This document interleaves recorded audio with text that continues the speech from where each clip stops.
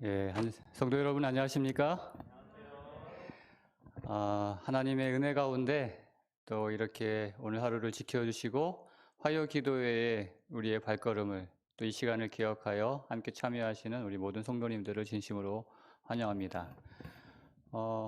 사모는 지금 오늘부터 목요일까지 그 안면도 연수원에서 사모 수양회가 있습니다. 그래서 거기에 참석 중이고요.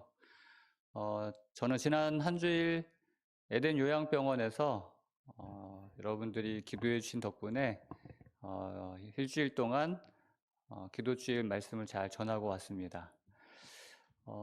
그 요양병원에서 기도주일이기보다는 그 전도회 같은 이제 한 주일이었죠.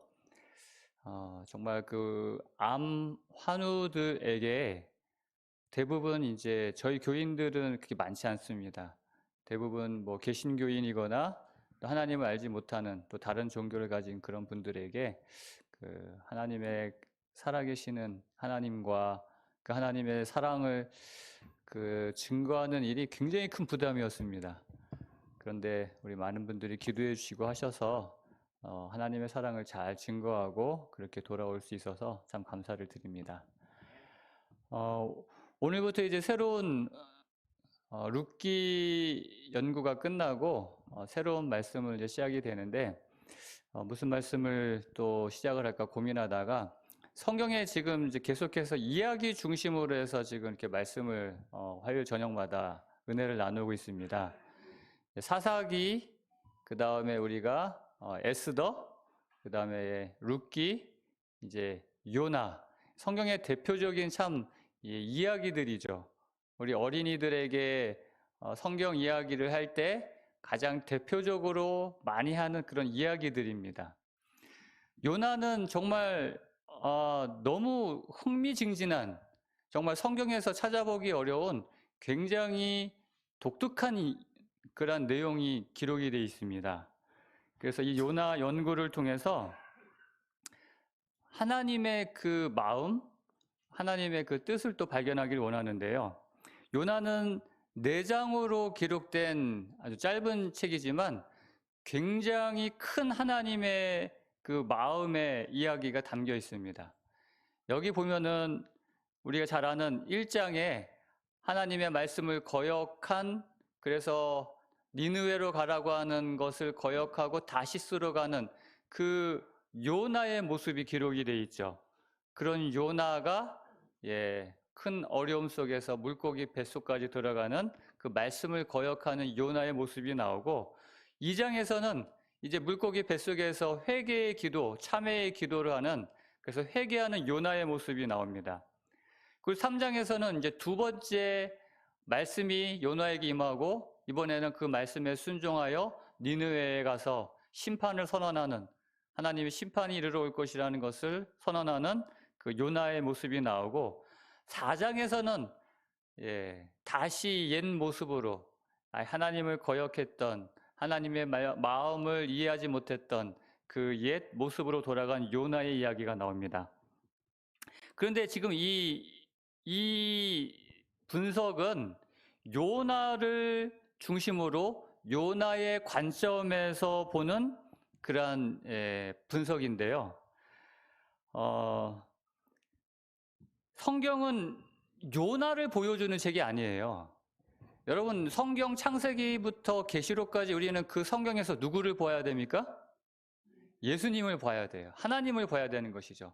그래서 이 요나서는 요나가 주인공이 아니에요. 물론 요나가 활동하는, 정말 그 앞에서 보여주는 것은 요나이지만 그 너머에 함께 하시는 하나님을 볼 수 있어야 돼요.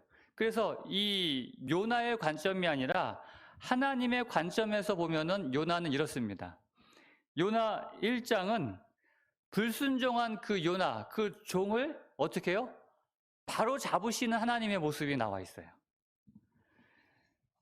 징계해서라도, 어떻게 해서라도 다시 바로 잡으시는 그 하나님을 여기서 만나게 됩니다. 2장에서는 그 회개한 종, 정말 그 물고기 뱃속에서 회개하고 참회의 기도를 드리는 그 종을 다시 받아주시는 하나님을 만나게 되죠. 그리고 3장에서는 이 요나에게 다시 한번 기회를 주셔서 다시 하나님을 위하여 일할 수 있게 하시는 하나님을 만납니다. 그리고 4장에서는 이전보다 더 어떻게 보면 하나님의 마음을 모르는 더 악한 그런 모습을 다시 옛길로 돌아가 버린 요나를 끝까지 포기하지 않으시고 껴안으시는 그 하나님을 이제 만나게 되는 것이죠. 요나의 모습은 정말 1장부터 4장까지 보면은 참 이렇게 뭐라 할까 롤러코스터 같은 모습을 보여주고 있죠. 그러나 하나님은 어떻습니까?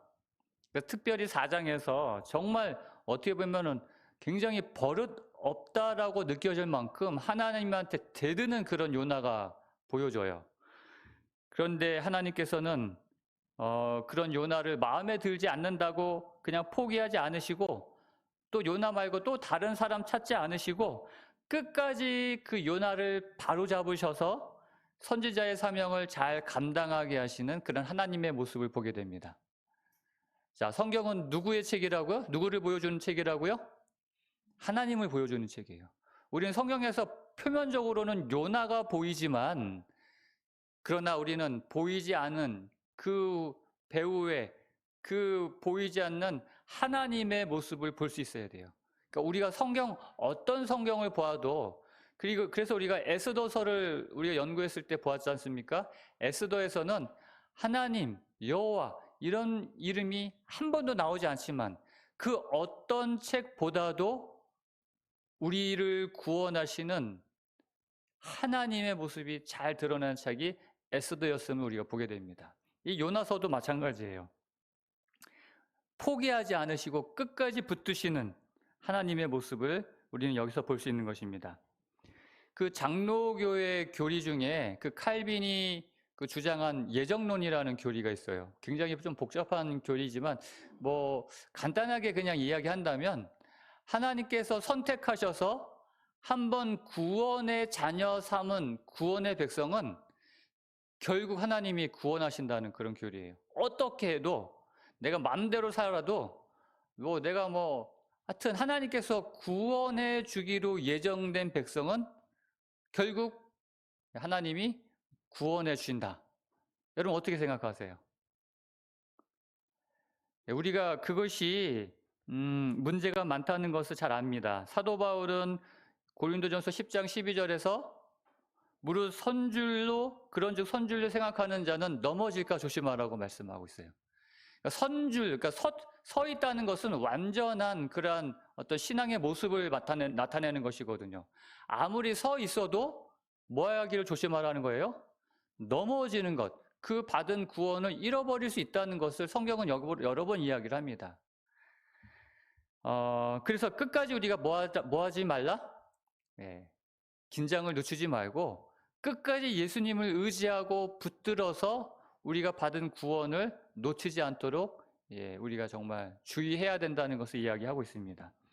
그러나 이 한 번 구원받은 자가 끝까지 구원받는 그 교리의 장점이 있긴 있어요. 그게 뭐냐면 마음의 안정을 줘요.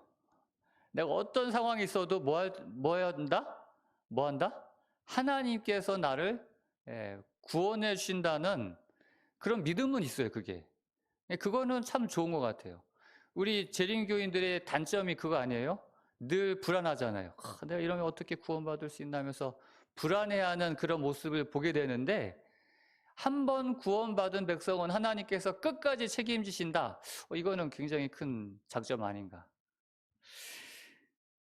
예정론처럼 우리가 한 번 구원받았다고 해서 뭐 어떻게 살아도 구원받는다는 것은 아니지만 그러나 만약 여러분들이 예수님을 영접하고 하나님의 자녀가 되셨다면 이제는 하나님의 품을 떠나기가 너무 어렵다는 것을 여러분들 아셔야 돼요. 그것을 우리 요나서가 보여주고 있어요. 여러분들이 하나님으로부터 어떤 사명을 받으셨다면 그 사명을 멀리 떠날 수 없는 사람임을 우린 깨달아야 된다는 것이죠. 왜냐하면 우리 하나님께서는요, 굉장히 끈질기신 하나님이세요. 굉장히 포기를 모르는 하나님이시라는 것입니다. 끝까지 여러분들을 붙드시는 하나님이시라는 것이에요. 어떻게 해서든지 설득하시고 변화시키셔서 반드시 믿음의 길과 우리가 받은 이 사명의 길을 가게 하시는 분이 우리 하나님이시라는 것입니다. 그것을 이 요나서가 우리에게 보여주고 있습니다. 그래서 저는 여기서 보여주시는 우리 하나님의 모습이 너무 감사합니다. 다시 한번 말씀드립니다. 우리가 뭐 아무렇게나 살아도 우리가 뭐 결국 구원받는다는 것은 아니지만 우리가 하나님을 영접하고 하나님의 자녀의 삶을 살 때 하나님께서는 정말 우리를 포기하지 않으시고 끝까지 우리를 붙드시는 하나님이시라는 것을 우리가 꼭 믿고 기억해야 된다는 것이죠. 그래서 우리가 요나서를 통해서 저는 이 세 가지를 좀 깨닫기를 원합니다. 첫 번째는 나를 절대로 포기하지 않으시는 하나님, 그 하나님을 여러분 꼭 이 요나서를 통해서 만나시게 되길 바랍니다. 그리고 두 번째는 하나님께서 우리에게 부탁하신 그 사명이 있어요. 그 명령이 있거든요. 그것에 혹시 그것이 내 마음과 맞지 않는다 할지라도 겸손하게 순종할 수 있는 믿음이 우리에게 필요하다는 것입니다. 그리고 세 번째는 정말 그러한 순종하는 우리를 통해서 우리가 이 하나님 나라에서 정말 귀하게 쓰임받는 종이 되기를, 그러한 여러분들이 되시기를 간절히 바라는 것입니다. 그래서 우리가 이 요나서를 통해서 이러한 세 가지를 우리가 경험할 수 있는 그런 시간들이 되기를 간절히 바랍니다. 이제 말씀에 들어가기 전에 오늘은 이 요나서의 어떤 서론적인 부분을 좀 말씀을 드리려고 그래요. 이 요나라는 인물이 어떤 인물인가를 좀 우리가 알아볼 필요가 있습니다. 우리는 요나 생각하면 여러분 어떤 생각이 드세요? 요나 하면은 좀 긍정적인 생각이 드나요? 좀 부정적인 생각이 드나요? 좀 부정적인 좀 느낌이 들죠. 좀 이 선지자라고 하면서 좀 선지자 같지 않은 그런 선지자. 어떻게 보면 요나는 불순종의 대명사라고 할 수도 있습니다. 하지만 여러분 요나는요, 우리가 생각하는 그런 뭐 시원찮은 선지자가 아니에요. 예수님께서 말씀하신 선지자 가운데 하나라는 것입니다. 예수님께서 마태복음 12장에 보면은 그 요나를 그 십자가의 죽음과 그 부활의 예표로서 요나 선지자의 이 경험을 이야기하십니다. 그래서 여기 마태복음 12장 39절부터 41절까지 보면은 예수님께서 그 요나의 그 경험을 이야기하면서 이렇게 말씀하십니다. 예수께서 대답하여 이르시되 악하고 음란한 세대가 표적을 구하나 선지자 요나의 표적밖에는 보일 표적이 없느니라. 요나가 밤낮 사흘 동안 큰 물고기 뱃속에 있었던 것 같이 인자도 밤낮 사흘 동안 땅속에 있으리라. 이 예수님의 십자가의 고난과 죽음에 대하여 이야기를 하셨고요. 이 요나를 통해서. 그리고 다시 부활하실 것을 이제 말씀을 하시는 것이죠. 심판 때에 니느웨 사람들이 일어나 이 세대 사람을 정죄하리니 이는 그들이 요나의 전도를 듣고 회개하였음이거니와 요나보다 더 큰 이가 여기 있으며 하면서 그 요나 선지자의 그 사역을 예수님의 사역과 비교하면서 요나보다 더 큰 선지자 자신 예수 그리스도를 여기서 말씀하고 있습니다. 그러니까 예수님께서 언급하신 그 구약의 선지자가 많지 않아요. 구약에서 정말 많은 선지자들이 활동을 했지만 예수님께서 언급한 선지자는 한 5명 정도밖에 없어요. 엘리야, 엘리사, 이사야, 다니엘, 그리고 요나.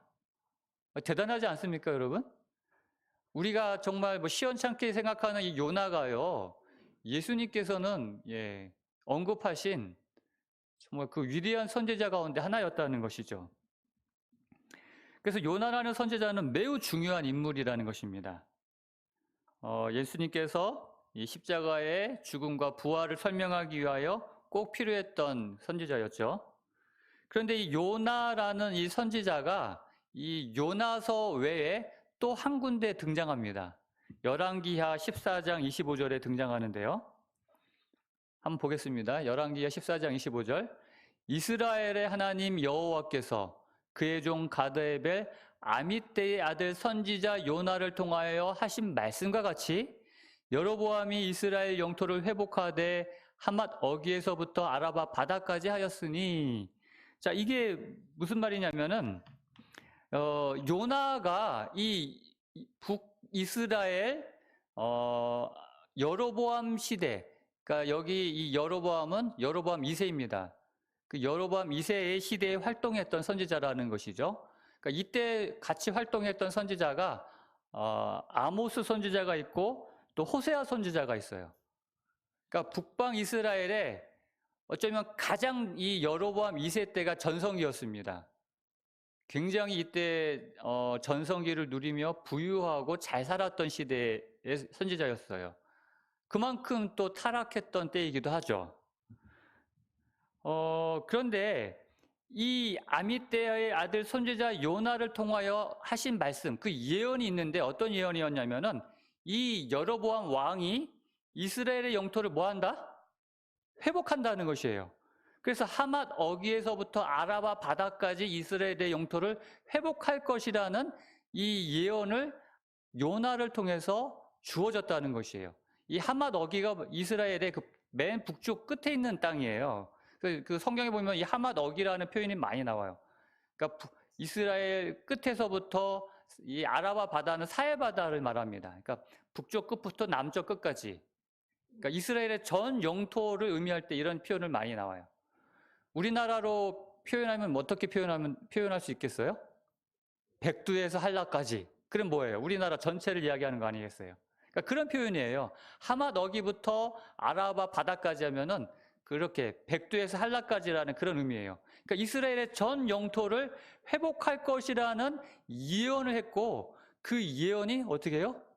이루어집니다. 이 여로보암 왕 때.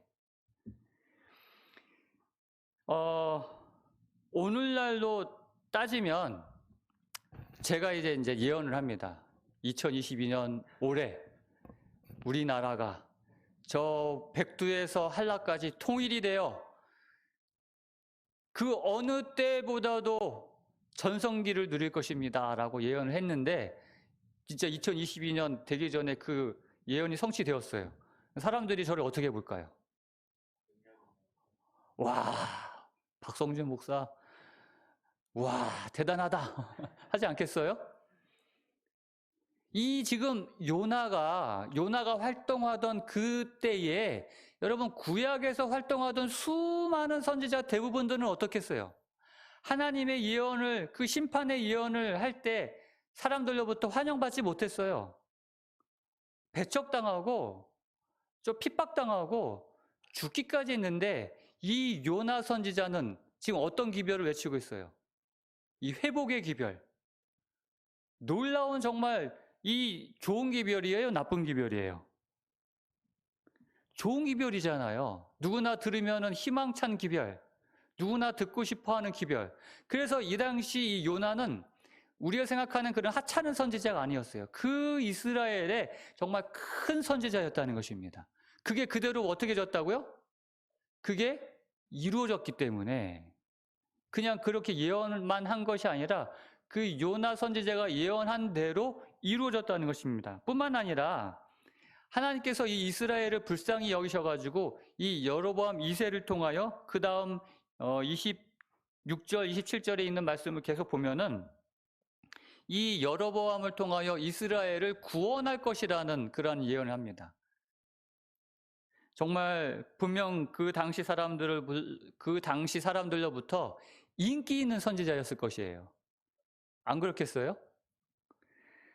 뭐 잘 될 것이라고 좋아질 것이라고 하는데 싫어할 사람이 누가 있겠습니까?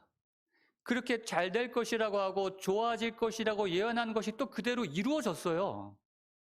그 말씀을 전하는 요나 선지자 본인도 굉장히 흐뭇했을 거예요. 근데 하지만 이 요나 선지자의 주된 사명지는 이 북이스라엘이 아니라 이 이스라엘의 적대국이라고 할 수 있는 아수르, 아시리아라고 하는 그 아수르, 그 아수르에서도 니느웨 성이었습니다. 그 니느웨가 하나님의 뜻을 전하는 것이었죠. 그 소명을 받자 이 흐뭇해하던 이 요나가 어떻게 됐어요? 그 얼굴에 만면에 흐르던 미소가 싹 사라져요. 이 요나서 이 전체의 흐름을 보면 이 요나의 사명은 북이스라엘과 마찬가지로 이 아수르 니느웨의 그 심판이 아니라 그 니느웨의 회복에 있습니다. 하나님께서는 이 아수르의 그 심판을, 그 니느웨의 심판을 전하라고 한 것은 그 니느웨를 멸망시키겠다는 것이 아니라 어떻게 해서든지 그 이방 나라 니느웨조차도 회복시키기 원하시는 하나님을 보여주고 있는 것이거든요.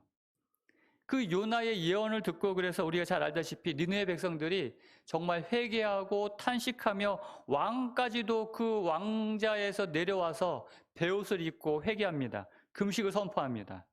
결과적으로 이 니느웨는 요나의 이 선포를 통하여 어떻게 돼요? 그 악독이 하나님 앞에 상달되었습니다라는 그 니느웨가 회개하고 회복과 부흥을 경험하게 되죠. 그래서 니느웨의 심판이, 요나가 선고했던 심판이 그때 이루어지지 않고 나훔 선지자를 통하여 150년 이후에 그것이 이루어집니다. 150년이라는 기간이 연기가 되죠. 유예가 되는 것입니다. 어떻게 보면 이 요나가 가는 곳마다 회복의 메시지가 전해졌고 또 부흥을 일으키는 그러한 선지자가 바로 이 요나였다는 것입니다. 어떻게 보면 이 요나는 정말 행복한 사역자라고 할 수 있어요. 그렇죠? 가는 곳마다 회복이 일어나고 부흥이 일어나잖아요. 그런데 이 요나서를 보게 되면 이 정말 어떻게 보면 행복한 사역자라고 할 수 있는 요나가 하는 모습이 아니라 정말 불평과 불만에 가득 차서 오히려 하나님과 대립하는 모습을 보게 돼요. 이유는 이제 하나님의 뜻이 자기 생각과 맞지 않기 때문이라는 것이죠. 이 요나는 구원은 이스라엘에게만 있어야 되는데 어떻게 이스라엘을 괴롭히는 저 적대국 니느웨까지 이 구원이 있을 수 있습니까? 저는 그거 도저히 용납 못합니다. 그 니느웨가 만약 회복이 된다면 실제로 그 회복된 니느웨, 그 아시리아가 50년 후에 이스라엘을 멸망시키거든요. 그게 뻔히 눈에 보이는데 어떻게 저 니느웨는 멸망당하는 것이 더 이스라엘에게 더 좋은데 어떻게 그 니느웨 가서 그 회복을, 네? 그것을 바라고 심판의 기별을 전하라는 말씀입니까? 해가지고 그걸 용납을 못하는 거예요. 이렇게 자신의 뜻과 맞지 않다고 불순종하는 요나를 하나님께서 어떻게 바로 잡으시는지 그 이야기가 이제 시작이 됩니다. 요나서 1장부터. 그래서 요나서 1장 1절, 요나서 1장은 아까도 얘기했지만 어떤 내용이라고요? 불순종한 종을 바로잡으시는 하나님의 이야기예요. 하나님의 뜻에 거역해서 도망가는 요나의 이야기가 아니라 그렇게 도망가는 요나를 바로잡으시는 하나님의 이야기. 자, 그 이야기를 제가 한 2절까지만 오늘 보고 오늘은 말씀 묵상 나누는 시간을 갖도록 하겠습니다. 1절에 여호와의 말씀이 아미떼의 아들 요나에게 임하니라 이르시되, 자, 여기서 중요한 이 요나서의 모든 그 선지서의 말씀은 거의 비슷한 패턴이 나옵니다. 여호와의 말씀이 임하니라. 굉장히 우리가 하나님의 오늘 이 본문을 이해하는 핵심과 중요한 어떤 이야기예요. 하나님의 말씀이 임하는 것. 다른 성경처럼 여호와의 말씀이 선지자에게 임하는 것으로 요나서가 시작이 됩니다.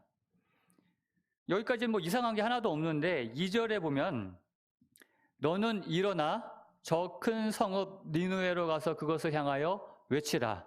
그 악독이 내 앞에 상달되었음이니라 하시니라. 자, 여기서 이제 여호와의 말씀이 임하는데 동사 중심으로 하나님께서 어떤 명령을 내리셨는지 한번 보겠습니다. 자, 여기 세 가지 동사가 나와요. 여기 이제 빨간색, 그 노란색으로 이렇게 색칠한 세 가지 동사가 나오는데, 첫 번째, 너는 모아서 일어나서 저 큰 성읍 니느웨로 뭐하라? 가서. 그 다음에 그것을 향하여 뭐하라? 외치라. 그러니까 일어나서 가서 외치라. 이것이 핵심입니다. 먼저 일어나라는 것이에요.